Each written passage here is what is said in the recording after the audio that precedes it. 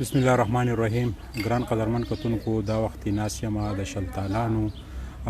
سپلای چې د کمزینه کیږي په هغه ټرکونو اډه کې موجود یم. د دې اډې نوم دی اتحاد. په بریکوټ کې د دې سره ریلیټډ لس اډې نورې هم دي چې د دې نه د 100 نه د 120 130 پورې روزانه په بنیاد باندې ټرکونه وځي. د دې روزګار شاته څومره خلک کار کوي، کم باغونو والا چې دی هغوی ته څونه آمدني ده، خو سخت کال ګلی شوی و، هغه ګلی فصل ته نقصان ورکړی.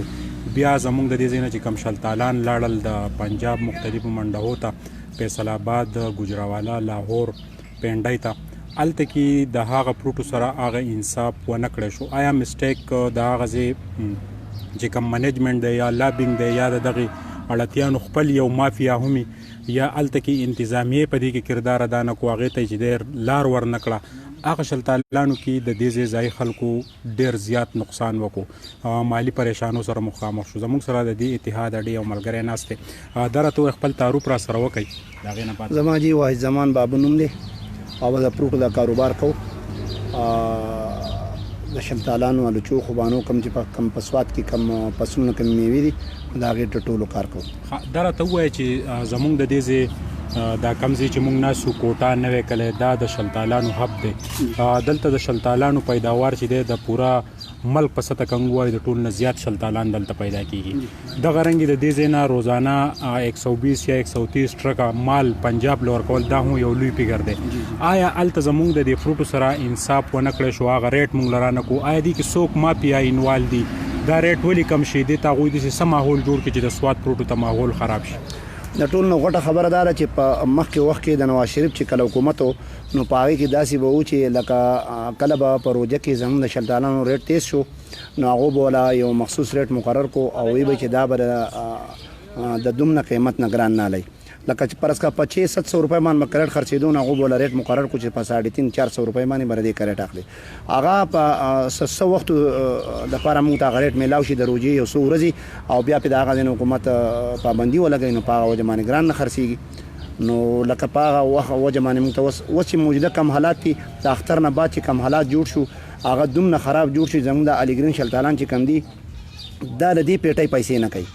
د خالي کاټن پیسې نه کوي. خو شکو هو مو خامخا ځکه چې بیا د کم د باغونو مالکان چې دي نو بیا په موږ پسې خبرې مشهورې شي چې مطلب دا باغوان ښه نه دی، دله باغ مو ورکړو، دله دا مو ورکړو. خو اوس موجوده چې کم د شلتالانو الیګرینو کم ریټ دی د اختر نه بعد په بوزه کې نو هغه د خالي کاټن قیمت نه دی. لکه دا راته وایي بابو چې زموږ د دې سره ریلیټډ د ټرکونو ډرایوران، لیبر، اډو والا، باغونو والا، د باغونو مالکان یو لویه فیملی دې سره شاته خرابېږي. نو آیا ستاسو دلته کې د دې نه مخکې مونږ ریپورټ جوړ کړی دی، حکومت واوري هغوی ته ورسي خو سترګې به پټې کړي چې دلته زموږ کم د محکمه زراعتو خلک دی هغه پې هم سترګې پټوي؟ نو آیا ستاسو سره هر کال دا بې انصافي کېږي؟ ستاسو خپل تنظیم خپل سټرګل پسې تاسو کړی دی؟ تنظیم خو زموږ د باغوانانو جو څه خاص نشته دی او کم لکه اوس د باغونو د مالکانو اوس چې کومه په تېر ټایم کې کومه ګلی وشوه نو هغې دومره تباهي وکړه د شموزو په علاقه باندې چې لکه ماغونه چې څومره وو نو د هغې د خالي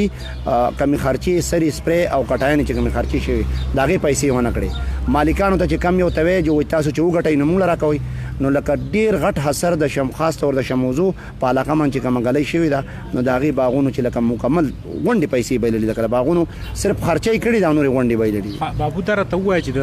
زموږ دا کم اوسني شلتالان دي، ارلیګرین دی ته ویلی کېږي، د دې جوس ډېر زیات مزیدار دی. آیا چې د دې بار دا وینا کېده چې دې ته پلانټ لګي، که په سوات په ځمکه دې ته یو پلانټ ولګي تاسو مشترکه د هغې دپاره څه سټرګل وکړئ؟ دا اوس چې مونږ کوم جوس وڅکل دا د پنجاب نه راځي،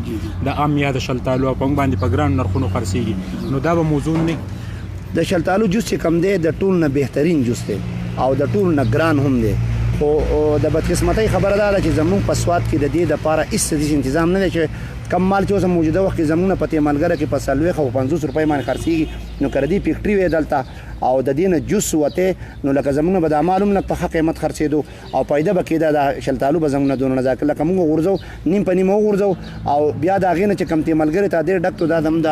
کس چې د سر د کاپي پرته ده د هغې 560 روپۍ باندې خرڅېږي چې لکه 15 روپۍ د تی ملګري خالي کرایه ده په 50 روپۍ د خالي کاټن دی او 40 روپۍ لکه 150 روپۍ په دې باندې د خرچه ده او مطلب د خرڅېږي په 50 روپۍ خو ډکوي مونږ ولې که دلته غورځو نو دلته پې مونږ بد ښکارو خلک راځي ګوري باغونو کې رشي د باغ خراب شو دا شو هغه شو او د باغونو مالکان هم پې خفه کېږي نو مونږ د مجبورۍ د وجې نه وړو خو د خالي کاټن پیسې نه کوي بابو چې کله ټلیفون راشي هلته کې بولي وشي بیا دا غزي اړتي چې د ټلیفونو کې چې مال په دې خرڅوي تاسو کم نمائندای نو بیا هغه ورځ د پریشانی که څنګه غټه د پریشانی زموږ خو دا کاروباریان خلک هم دا کاروبار کو دا په کرونو روپۍ موږ د پنجاب نه راوړي دي او دلته خلکو له بیپاریانو لم ورکړي دي دا چې اوس کله څنګه نقصان وشي نو موږ په منډای ته مال لېږلی دی او خپل پیسې غونډې په غونډې کټ کی او پیسې چې نن په موږ په دې اډو والا باندې بس لپاسه په باندې تاوان شي او دا ارتي خپل پیسې پوره شي به د نور کسانو زموږ نه مغزي په کسانو چې څومره پیسې پاتې شي نو دا غونډې لکه زموږ باندې دغه تاوان راشي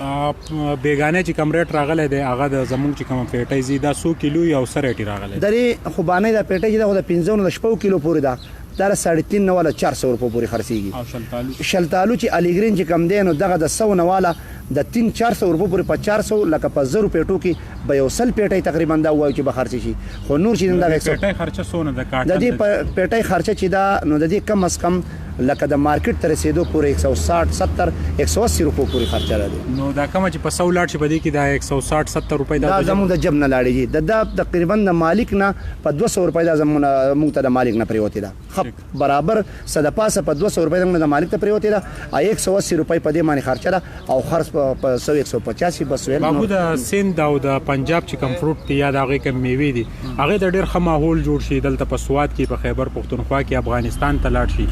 بدقسمتۍ نه زمونږ چې کله دغه راشي هغې ته ماحول خراب شي آیا دا د دې کې سازشیان تا ته څو ښکاري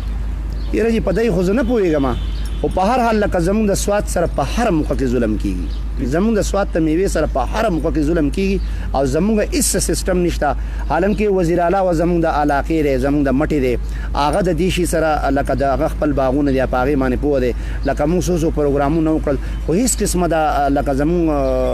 د حکومت تر طرفه موږ ته هېڅ دغه میلاو نه شو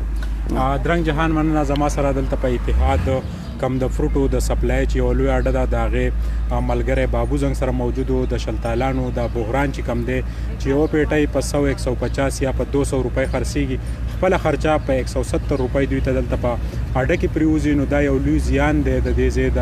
ځایي زمیندارو دپاره د دوی په دې چغو سرو باندې د دوی په دې سټرګل په دې احتجاج باندې هېڅوک غوږ نه ګرئ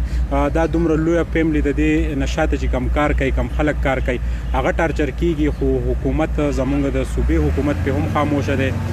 د سواد ضلعي حکومت پې هم خاموشه دی او د پنجاب چې کوم اړتیان دي هغه تې ښه مزې دي هغوی پکې ښه عیاشیانې کوي په 40 روپۍ د سواد د فروټو نه د هغوی آمدني ده هغې ته ماحول چې دی نو جان بوج کې خراب کړي او دغه شلتالان یا زنګ د سواد فروټ چې دی هغه بیا په ارزانو نرخونو خرڅېږي په کار دا ده چې د دې ځایي حکومت چې دی هم